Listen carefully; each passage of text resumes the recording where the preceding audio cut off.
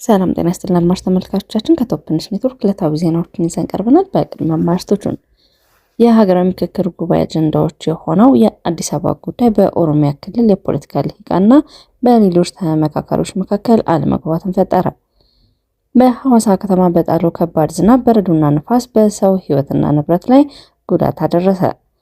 በክልሉ ያለው ግጭት የመልማት አቅምን እየጎዳ መሆኑ ችግሩን በውይይት መፈታት አለበት ሲል የአማራ ክልል ምክር ቤት አሳሰበ። የኤልኒኖ ክስተት ባንዣበበት ወቅት በከፋ የአየር ሁኔታ መለወጥ በተከሰተ በረዶ የቀላቀለ ኃይለኛ ዝናብ ምክንያት በትግራይ የአንድ ልጅ ሕይወት ሲያልፍ ከ10,000 በላይ ሰዎች ተፈናቀሉ። የኢትዮጵያ አእምሯዊ ንብረት ባለስልጣን 3 ነባር አዋጆችን ለማሻሻል እየሰራ እንደሆነ አስታወቀ። በአዲስ አበባ ከተማ እየተካሄደ በሚገኘው የሀገራዊ ምክክር ጉባኤ ላይ ትኩረት ከሳቡ አጀንዳዎች የሆነው የአዲስ አበባ ጉዳይ በኦሮሚያ ክልል የፖለቲካ ልሂቃንና በሌሎች ተመካካሪዎች መካከል አለመግባባትን ፈጥሯል። አዲስ አበባ የፌዴራል ትሁን ወይስ የኦሮሚያ ክልል አካል የሚለው ጥያቄ በጉባኤ ከተደራጁ ጥቃቅን ቡድኖች እስከ ስልታዊ ቡድኖች ድረስ ተንጸባርቋል።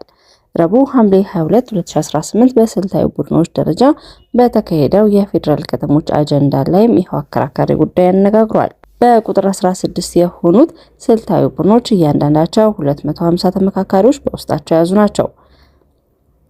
የፌዴራል ከተሞች አጀንዳ ምክር ቤት ላይ የድሬዳዋ ከተማ ጉዳይን ያካተተ ቢሆንም አብዛኛው ትኩረት የሳበው የአዲስ አበባ ጉዳይ መሆኑ ተስተውሏል።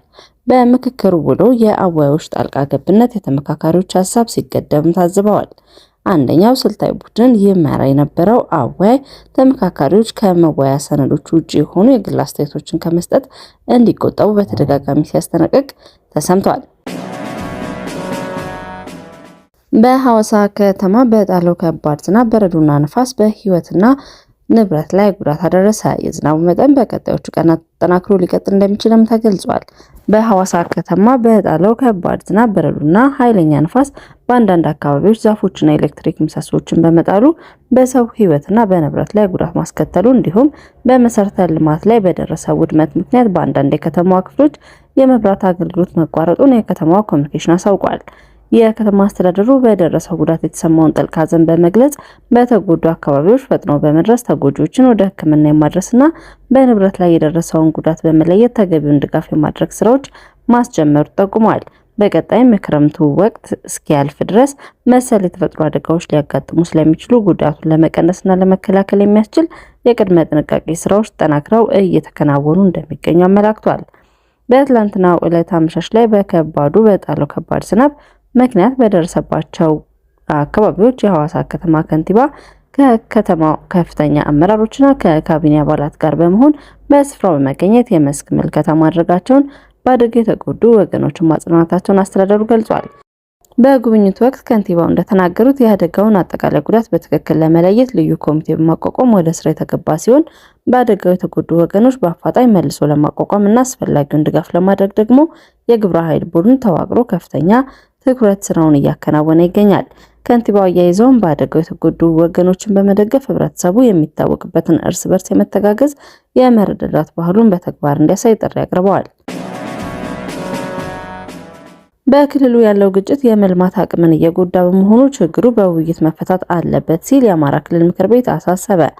በአማራ ክልል እየተካሄዱ ያሉ ግጭቶችና ጦርነቶች የመልማት አቅምን እየጎዱ መሆናቸውና ችግሮች በውይይት መፈታት እንደሚገባ የምክር ቤት አፈ ጉባኤ ፋንቱ ተስፋዬ ገልጸዋል።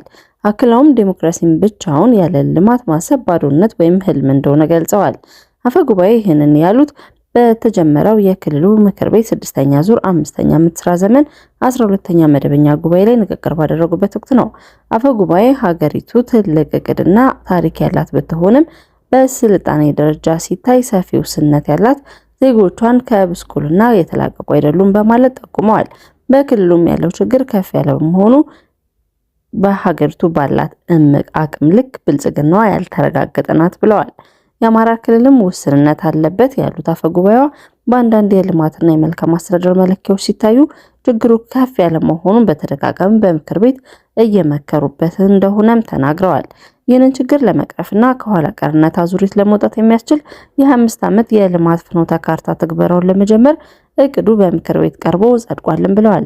ግጭትና ጦርነት የመልማት አቅምን እየጎዳ መሆኑን የጠቆሙት አፈጉባኤዋ ጥላቻና ተቃርኖ በውይይት መፈታት አለበት ሲሉ ተናግረዋል። ዲሞክራሲና ልማት የማይነጣጠሉ መሆናቸውን በመግለጽ ዲሞክራሲ ብቻውን ያለ ልማት ባዶነት ወይም ህልም እንደሆነ ጠቁመዋል። የወጡ እቅዶችን ተግባራዊ ለማድረግ ምክር ቤቱ የተሰጠውን ተልዕኮ መወጣት አለበትም በማለት ገልጸዋል። የኤልኒኖ ክስተት ባንዣበበበት ወቅት በከፋ የአየር ሁኔታ መለወጥ በተከሰተ በረዶ የቀላቀለ የኃይለኛ ዝናብ ምክንያት በትግራይ የአንድ ልጅ ህይወት ሲያልፍ ከ10 ሺህ በላይ ሰዎች ተፈናቅለዋል።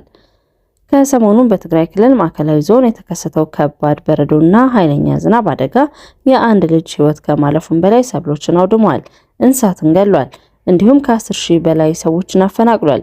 ይህም የኤልኒኖ ምክንያት በተከሰቱ የአየር ንብረት መዛባቶች፣ በግጭት ተጽዕኖዎችና በረጅም ጊዜ የምግብ ዋስትና ማጣት ቀድሞውኑ ተባብሶ የነበረውን ሰብአዊ ቀውስ የበለጠ አክብዶታል። ከቀይህ ተክሊ ወረዳ አስተዳደር በሐምሌ 14 2018 ዓ.ም በረዶና ኃይለኛ ንፋስ የተቀላቀለበት ዝናብ ከፍተኛ ውድመት ማድረሱን ተከትሎ አስቸኳይ ድጋፍ እንዲደረግ ጥሪ አቅርቧል። አደጋው 5 ቀበሌዎችን የጎዳ ሲሆን በእርሻ መሬት፣ በቤቶች፣ በእንስሳትና በነዋሪዎች መተዳደሪያዎች ላይ ጉዳት አድርሷል። የቀይህ ተክሊ ወረዳ ምክትል አስተዳዳሪና የኢኮኖሚ ዘርፍ ኃላፊ አቶ ሀለፎም ዘነበ ለክልሉ መገናኛ ብዙሃን እንደተናገሩት በረዶ የ12 ዓመት ልጅ ከብቶችን በመጠበቅ ላይ እያለ የመጣው ጎርፍ ወስዶት ህይወቱ አልፏል። ታዳጊው ወደ ቤት ሳይደርስ በበረዶ ተመቶ በጎርፉ መወሰዱን ገልጿል። የወረዳው ባለስልጣናት እንደገለጹት አደጋው 29 ፍየሎች፣ 8 ከብቶች፣ 3 የጭነት እንስሳትና 146 ዶሮችን ጨምሮ የ201 እንስሳት ህይወትን ቀጥፏል። 12 ቤቶችን ሙሉ በሙሉ የፈረሰ ሲሆን 625 ቤቶች ደግሞ ጉዳት ደርሶባቸዋል። በአጠቃላይ 2134 አባወራዎች 10556 ሰዎችን የሚወክሉ አደጋው የደረሰባቸው ሲሆን ከዘመዶቻቸው ከጎረቤቶቻቸው ጋር ወይም ጊዜያዊ መጠለያዎች ውስጥ ለመጠለል ተገደዋል። በግብርናው ላይ የደረሰው ውድመት ቀድሞውኑ ከባድ ፈተና ውስጥ በሚገኘው በትግራይ ክልል ውስጥ የምግብ ዋስትና ችግር የበለጠ ያመሰቃቅሏል የሚል ስጋትን ፈጥሯል። አቶ አለፎም እንደገለጹት የማሽላ፣ የበቆሎ፣ የኑግ እና የሌሎች ሰብሎች የተዘራበት 1059 ሄክታር የእርሻ መሬት ሙሉ በሙሉ ወድሟል። በተጨማሪም 115 ሄክታር በመስኖ የሚለሙ ቋሚ ተክሎች ከ80 እስከ 100 በመቶ ጉዳት እንደደረሰባቸው አክለው ገልጸዋል። የኢትዮጵያ አእምሯዊ ንብረት ባለስልጣን ነባር አዋጆችን ለማሻሻል እየሰራ እንደሆነ አስታወቀ። የኢትዮጵያ አእምሯዊ ንብረት ባለስልጣን የአነስተኛ ፈጠራ ኢንዱስትሪ ንድፍን፣ የንግድ ምልክትና የቅጂ መብት ነባር አዋጆችን ከዓለም አቀፍ ሕጎች ጋር ለማጣጣም ማሻሻያ እያደረገ መሆኑን ገልጿል።